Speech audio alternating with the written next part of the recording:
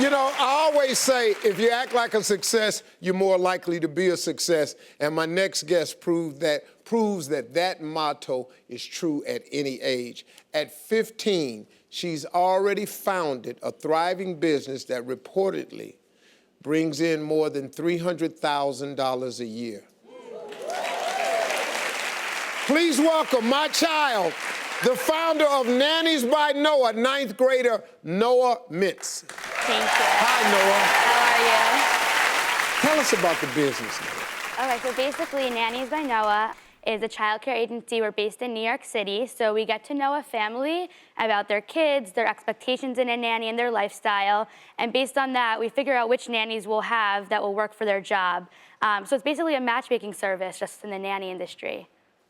You get to know a family, and your name is Noa. Exactly.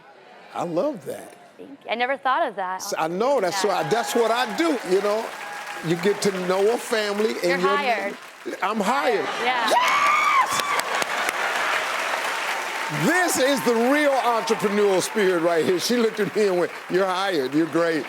That's good. How'd you come up with this, though? So I like to think that a real entrepreneur sees an issue, doesn't just sit on their bed and sob about it, but actually solves it. So like a lot of New York parents, my parents are having the issue of finding really great nannies who are interactive and engaging. And those nannies are out there, but there was no real platform to connect the families and the nannies. So I set out to help my family and their friends with very low expectations.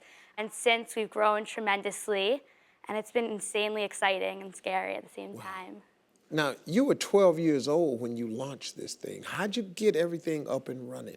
So it really started with family friends, but word got out quickly that I knew what I was doing, so I began recruiting through recommendations from friends, college career websites, you know, at my local SoulCycle class. And then suddenly when I started getting a lot of clients, I had to start recruiting on a larger scale. I didn't know what I was doing. I don't have a business school education, so I had to teach myself. And it's been scary, but you know, we started out charging $100, $200, and clients would even say to me, you should be charging way more than you are. So now we charge what other agencies charge, which is 15% of a nanny's annual salary, and you know, everything's worked out so far. That's amazing. How do you balance all of this with schoolwork? So you know Hannah Montana? You know that show?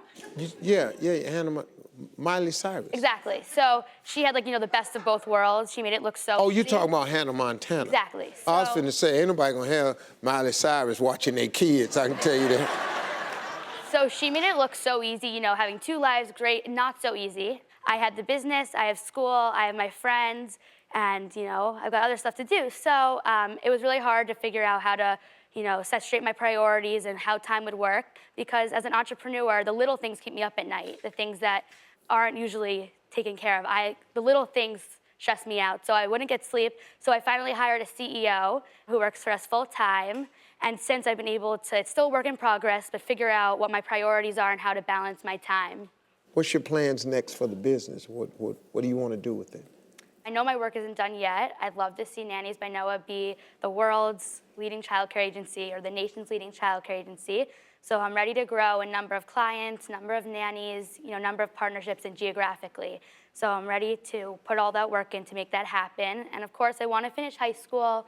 I want to go to college and go into a career that's creative and uses my entrepreneurial skills.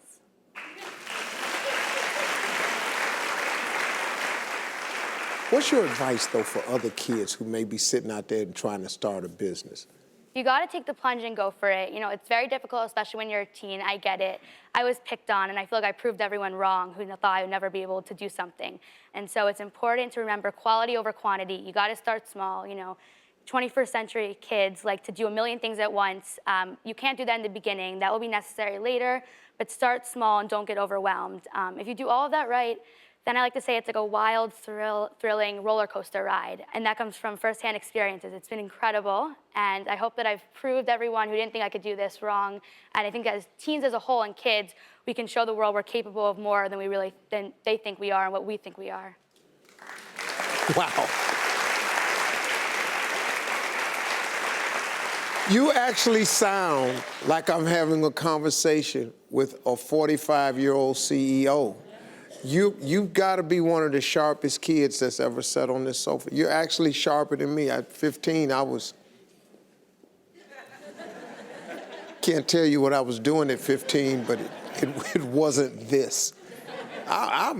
Your mom should be really, really proud of you because, wow, I think you are really one of the extraordinary kids. I mean, you got a profitable business at 15. That's incredible. Well, all I have to say is, she's put up with a lot. Being a teenager isn't always fun. So I have a lot to credit to my parents for putting up with me and letting me try something new and not only caring about what grades I got in school, because it takes a lot for a parent to, set aside the grades and getting into college and let you try something that's out of the ordinary. So I have a lot to credit to my parents for that. But I'm still not cleaning my room. That's like the thing. I'm still not going to clean my room. You're still not going to clean your room. Still argue with fights, but I love them, and I really appreciate everything they've done. A minute ago I was just thinking, this is the perfect kid, and then she just said, no. still not going to clean my room, and I'm going to argue with my mom. And that was it. I think that you're a fantastic kid, though. I think you got your head on straight now. Noa, enjoyed having you. I think you're wonderful. Keep up the good work. Thank you. Get that education. Thank you for having me. We'll be right back.